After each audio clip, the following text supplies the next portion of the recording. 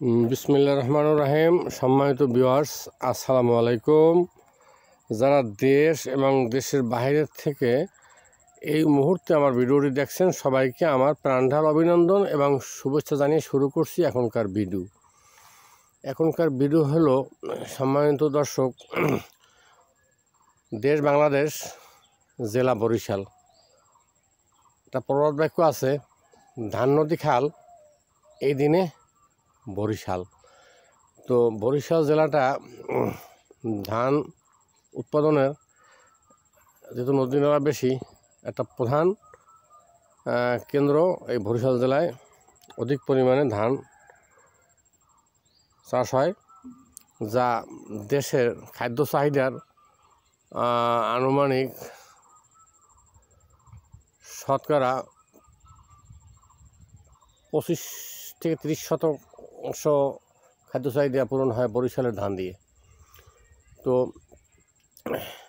আমি আপনাদেরকে দেখতে থাকেন কি সুন্দর ইরি ধান হয়েছে। এই যে আমার পাশে একজন কৃষক আছে, আমরা ওনার সাক্ষাৎকার নেব। ভাই, আপনার নাম কি? আমার নাম আনোয়ার হোসেন মির্জা।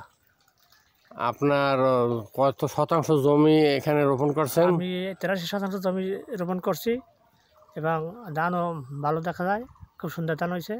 হ্যাঁ, আর অন্য আমার জমি আছে, হ্যাঁ, আর কি অন্য লোকে চাষ করতে দিছি, মানে বর্গা দিয়েছেন? বর্গা দিছি, ধানও 80%। আচ্ছা। তো আপনার যে জমিটুকু রোপণ করছেন, হ্যাঁ, 82%, এটা ধান যদি আল্লাহ ভালোভাবে দেয়, কোনো বিপদ না হয়, তাহলে আনুমানিক কত মন ধান হতে পারে?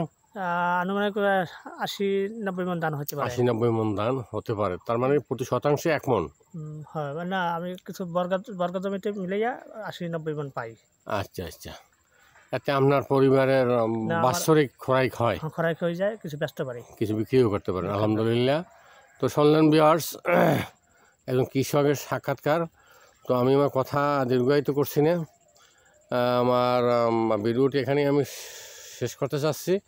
তো আপনাদের কাছে যদি বরিশালের এই ধান চাষের ভিডিও ভালো লেগে থাকে, তাহলে অবশ্যই আমার চ্যানেলটাকে একটা সাবস্ক্রাইব করবেন, পাশে থাকা বেল আইকনটা হালকা করে টিপে দিয়ে আমার সাথে থাকবেন, আপনার বন্ধুদের মাঝে শেয়ার করে দেবেন। সকল ভালো থাকবেন, সুস্থ থাকবেন, নিরাপদে থাকবেন, নিজে ভালো থাকবেন, অপরকে ভালো থাকার সুযোগ করে দেবেন। খোদা হাফেজ। বাংলাদেশ চিরজীবী হোক। আসসালামু আলাইকুম ওয়া রাহমাতুল্লাহি ওয়া বারাকাতুহু।